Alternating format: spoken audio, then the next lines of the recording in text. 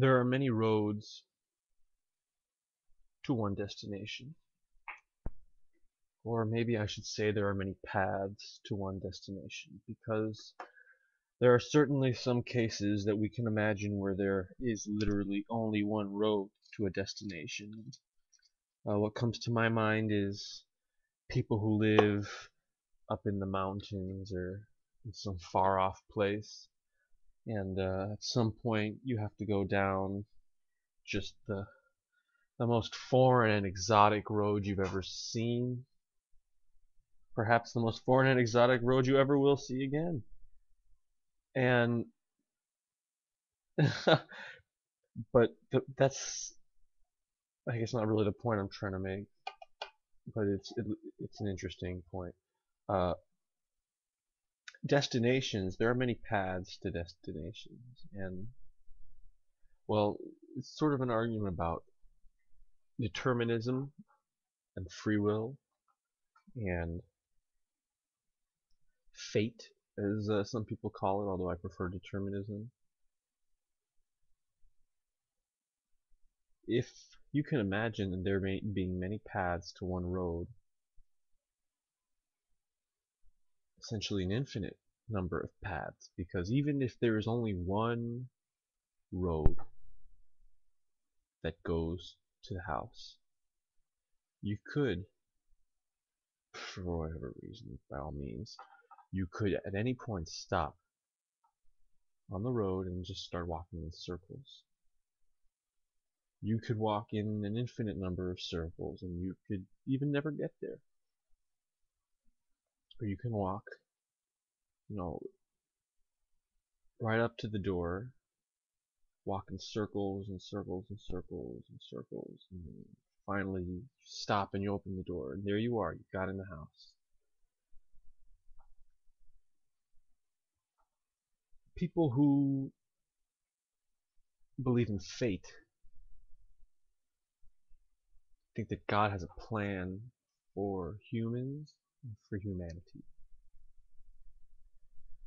It's very important, though, that we distinguish between there being, God and God's intentions, and humans and our notions of causality. It's very common to hear a lay person say, "Oh God, why did you let this happen to me?" Or in reference to events, "How could God have let this happen?" But I refer you to my earlier discussion at my introduction that there are many paths to a destination. There are many ways to get there, and it is certainly beyond human comprehension to understand the ways of getting there. So I suggest that anytime someone wants to think that, that something is being allowed to happen to them, that's not the right way to think about things. Something is happening to you, and it's causing reality to change in a certain way. If there is a fate for all people and for the universe and for existence, then there are surely many different paths to get there. And that's not to get into any kind of particular religious discussion. This is more of a theological note, uh, and that's not even necessarily the purpose or the scope of this brief discussion or monologue.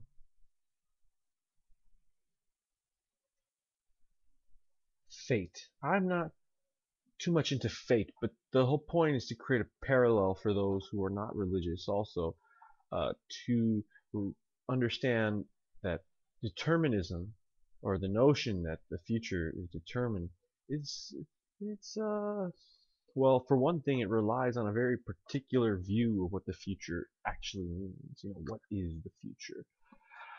Because if we take a kind of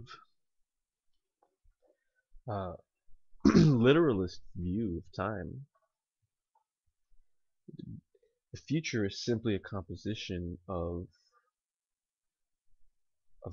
matter and energy, in, in a different way than it is now. That's generally the notion of future, is that my lips are in a different position relative to all of the other things in the universe at one moment than it is to another. But then, that brings up all kinds of issues like, well, but then so are those. Everything else in the universe is also at every moment in a different position to everything else. Uh, and that's a different discussion for a different day. Essentially, though, uh, the notion of things happening in the future, so like you want to say God's plan, uh, or your death. Okay, let's try to stay to the more secular side of this for now. Uh, when will you die? Is that predetermined? Is it determined, the method and the time of your death? And that, I think, presupposes a lot of things. Like, we're asking certain questions and about the circumstances of your death, that basically, again, that necessitate our sort of past, present, future notion of time and existence, instead of, uh, because humans enjoy narratives, and we narrate almost every part of our existence to help us cope with it. And your death, to you that means like your body or something, destroyed.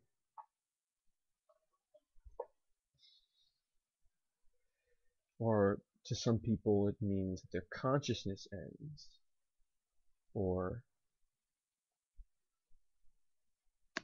and now this is the religious one, or that your soul, and it's not so religious necessarily, it's just more of the superstitious or supernatural, that your soul will die, because many people think that there's something about life that is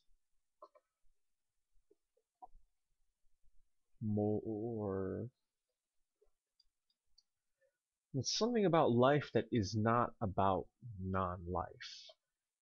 Something there is about life that is not about my desk or the drawers in my desk that I open and close at my pleasure.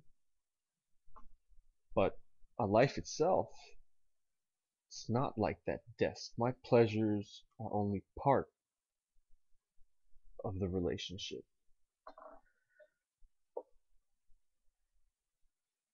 And so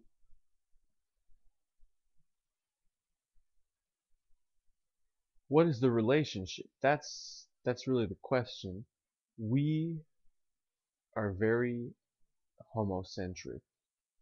We are very focused and concerned with the interests of humans.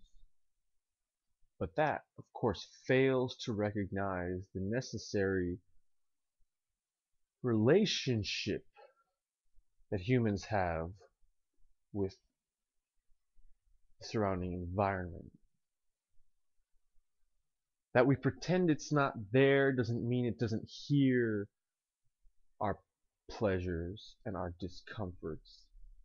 Does not mean that it is not subject to our whims and our desires, though it will not act necessarily in a way like my desk drawer. I can't open the drawers of life simply because it pleases me. I can cause living things to act certain ways, although I can only estimate the product of an effort. So your consciousness, your life, or even all things, what is their future? Well, a very fundamental view, maybe scientism one might call it, suggests that or at least my interpretation, of course. I mean, I'm a simple human being. The universe is made of things that haven't really changed. We know this because in our pathetic modern sciences, we have our our standard model, we have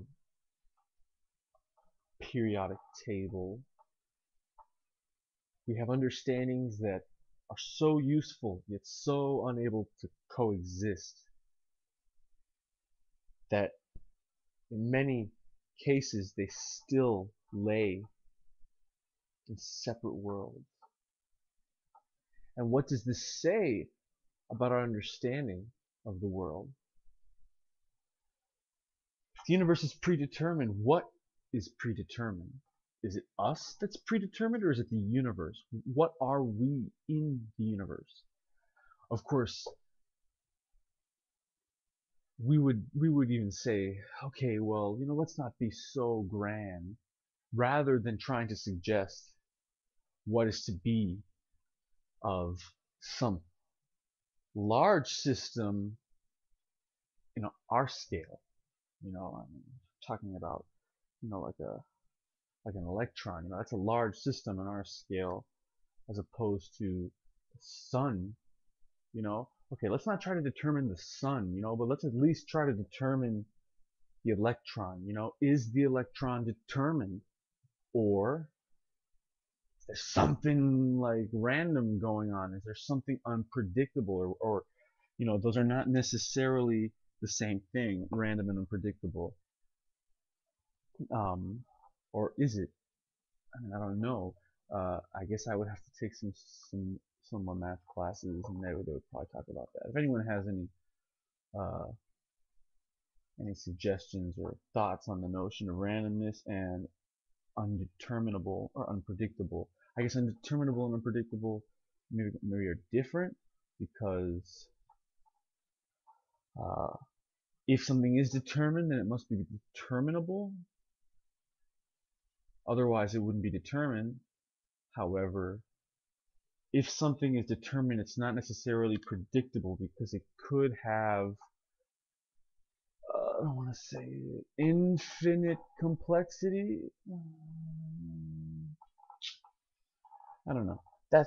Then you're bordering on the theological maybe. Okay, that's it.